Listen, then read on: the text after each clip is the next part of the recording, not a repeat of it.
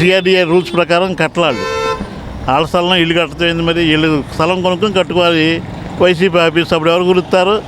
మన సిఆర్డీఏ రూల్స్కి వ్యతిరేకంగా కట్టారు కాబట్టి కూలి చేస్తున్నారు. తప్పే ఉందా అంటే చట్ట ప్రకారం సరైనదేగా. కేవలం కక్షపూరితంగానే లేదు కక్ష సాధింపు దాన్ని లేదమ్మా, దాన్ని కక్ష సాధింపు అని అనరు అసలు. జగన్ గారు వ్యాఖ్యానించారు, జగన్ కూడా పేర్కొన్నారు. కరెక్టే, జగన్ గారు వ్యాఖ్యానిస్తే ఎట్లాగా సరైనది కాదు కదా. సరైన రీతిలో విమర్శించాలి కదా. దాన్ని అంటే రాష్ట్రంలో చట్టం న్యాయం అనేది ఉందిగా, కనుమరుగు ఎట్లా అయింది, ఏ విధంగా అయింది? నువ్వు సిఆర్డీఏ పరిధిలో అది సిఆర్డీ పర్మిషన్ తీసుకున్నావా? పర్మిషన్ తీసుకుంటే కోర్టుకు వెళ్ళచ్చు. చట్టం వ్యతిరేకం అనుకుంటే నువ్వు మరి కోర్టుకు వెళ్ళి సాధించుకోండి. దాన్ని ఎవరు కాదంటారు? దానికి న్యాయం, ఇప్పుడు మీరు న్యాయం విరుద్ధం అని అంటున్నారు. న్యాయానికి విరుద్ధంగా ఉండి మీరు కోర్టుకు వెళ్ళి సాధించుకోండి. దాని తప్పే ఉంది దాంట్లో. అంటే ఎటువంటి నోటీసులు కానీ ఏమీ ఇవ్వకుండా నోటీసులు ఇచ్చారు. సిఆర్డీఏ నోటీస్ ఇచ్చింది, వాళ్ళు తీసుకోలేదు. మళ్ళీ ఇప్పుడు మళ్ళీ ఇచ్చారు. వాళ్ళు చట్టాన్ని అతిక్రమించారు కాబట్టి కూలి చేస్తున్నారు. అది కరెక్టే, అది పద్ధతే. అంటే చంద్రబాబు గారు వచ్చి 5 ఏళ్ల పాలనని ఈ విధంగా చూపించారు. ఈ విధంగా అది అట్లా అనుకోవద్దు. ఇప్పుడు మేమైనా గవర్నమెంట్ స్థలంలో పర్మిషన్ లేకుండా ఎటువంటి చేసినా కూలి చేస్తారు. అది సిఆర్డీఏ పర్మిషన్ తీసుకుని కట్టుకుంటే నువ్వు కోర్టుకి వెళ్ళచ్చు. దాని నష్టపరిహారం కూడా కోరచ్చు. అప్పుడు చట్టవిరుద్ధంగా కట్టి దాన్ని ఎట్లా కోరతాం? అది పద్ధతి కాదుగా. చట్టవిరుద్ధం ఎట్లా అంటారు? మనకి ఏ పార్టీ అయినా ఒకటేనమ్మా, మనం కష్టపడింది మన బ్రతుకులు అయితే తెల్లారవు. మన పని మనం చేసుకోవాలి, కష్టపడాలి. కాబట్టి జగన్ గారు అనేక చట్ట వ్యతిరేక కార్యకలాపాలు చేశారు. ఇదివరకు ఏది చట్ట ప్రకారం జరగల. అవన్నీ వాళ్ళు చట్టం చూసుకుంటుంది, మనం వ్యాఖ్యానించే కాదు.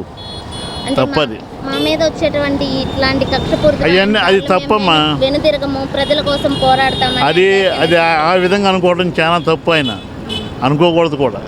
సిఆర్డీఏ రూల్స్ ప్రకారం పర్మిషన్ ఉంటే చూపించమన్నారు. వీళ్ళు చూపించలేకపోయారు కాబట్టి కూలి చేస్తున్నారు. తప్పే ఉందానికి. ఈ రకంగా దాడులు, రక్తపాతమైన అవన్నీ ఉట్టి మాటలు. ఈ విధంగా చేస్తున్నాడు. 5 ఏళ్ల పాలన ముందుగానే చూపిస్తున్నాడు. అసలు వచ్చిన అంతా కలిసిన నెల కూడా అవ్వలేదు, అప్పుడే రక్తపాతం అంటావు నువ్వు. రక్తపాతం ఏ విధంగా అంటారు మీరు? ఈ విధంగా కక్ష సాధింపులు అవన్నీ ఉట్టి మాటలమ్మా, ఇవన్నీ అనకూడదు. ఇప్పుడు మాచర్లో చంద్రని చంపేశారు, వైఎస్ఆర్ అన్నప్పుడు చంపేశారు. ఎందుకు చంపేశారు మరి? అది రక్తపాతం కాదా? ఇదే రక్తపాతం. అప్పుడు అది అట్లా అనుకోవద్దు అసలు. నువ్వు సిఆర్డీఏ రూల్స్కి వ్యతిరేకంగా దాంట్లో కడుతున్నావు. నీ పార్టీ ఆఫీస్ కట్టుకుంటున్నావు. నీ పార్టీ ఆఫీస్ నీ సొంత డబ్బులతో స్థలం కొనుక్కొని కట్టుకోండి. అంతేగాని అధికారం ఉంది కదని చెప్పి నువ్వు ఎట్లా పడితే అట్లా గవర్నమెంట్ భూముల్లో కట్టేసి ప్రజల సొమ్ముతోటి నువ్వు అట్లా చేస్తే అట్లా అది తప్పు కాదు, పద్ధతి కాదు పద్ధతి కాదు. ఇప్పుడు జగన్ గారు వ్యాఖ్యానించిన వాటిలో నిజం లేదంటారా? నిజం ఉందా లేదా చట్టం తెలుస్తుంది. మనం తేలటం కాదు, నువ్వు నేను అనుకోవటం కాదు తల్లి. అది చట్టం తెలుస్తుంది కాబట్టి చట్ట ప్రకారంగా వ్యతిరేకం అనుకుంటే కోర్టుకి వెళ్ళమనండి. అంటే ఈ విధంగా మా కార్యాలయాన్ని ఇట్లా కూల్చేశారు, ఇంకా 5 సంవత్సరాల్లో కూడా ఈ విధంగా అటువంటి చర్యలు చేపడతారని జగన్ గారు వ్యాఖ్యానం. కరెక్టే. ఇవాళ మీకేదో నొప్పి తగిలింది కాబట్టి వాళ్ళు చట్ట వ్యతిరేకం అంటున్నావు, మా మీద కక్ష సాధింపులు అంటున్నావు. ఆ రోజు మా టీడీపీ ఆఫీస్ పైన ఎంతమంది దాడి చేశారు? 400 మంది వచ్చి దాడి చేశారు.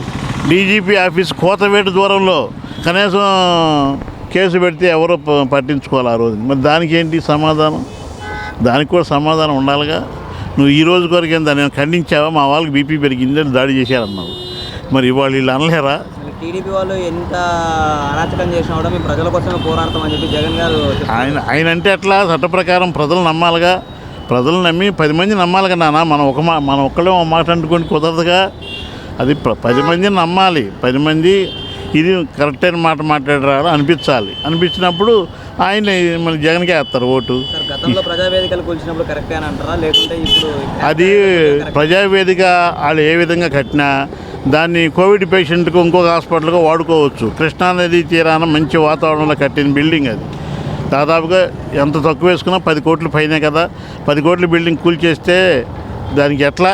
అది ప్రజల సొమ్ము, అది కూల్చకూడదు తల్లి. కార్యాలయం కూల్చగానే స్పందించడానికి దాని మీద మీ అభిప్రాయం ఏంటి? కార్యాలయం కూల్చంటే సిఆర్డీఏ రూల్స్ ప్రకారం వ్యతిరేకంగా ఉంది కాబట్టి దాన్ని కూల్చారు. చట్టం అన్ని అనుకూలంగానే ఉంది అని చెప్పేసి కూడా ఉంటే కోర్టుకి వెళ్ళండి, కోర్టుకి వెళ్ళి సాధించుకోండి. మీ నష్టపరిహారం కూడా ఇప్పిస్తుంది కోర్టు. దానికి అభ్యంతరం ఏముంది? దానికి ఎవరు అభ్యంతరం పెడతారు? మేము కోర్టుకి వెళ్తామని కూడా ఎందుకంటే చెప్పలేదంటారు. మేము ఇంకా మేము కోర్టుకి వెళ్తాము అనేసి కూడా చెప్పలేదంటారు జగన్మోహన్ రెడ్డి గారు చెప్పలేదుగా. మరి చెప్పొచ్చుగా, తప్పే ఉంది దాంట్లో. మాకు సిఆర్డీఏ పర్మిషన్ ఉంది, మేము అన్ని చట్ట ప్రకారం దానికి ఉన్నాయి, కాగితాలు ఉన్నాయి కాబట్టి మేము కోర్టుకి వెళ్తున్నాం చెప్పమానండి. ఎవరిని సాధించుకోమని తప్పే ఉంది దాంట్లో. ఇప్పుడు మనకి ఏ పార్టీ అయినా ఒకటి, ఎవరైనా మనకి మేలు చేసేది ఏం లేదు, కీడు చేసేది ఏం లేదు.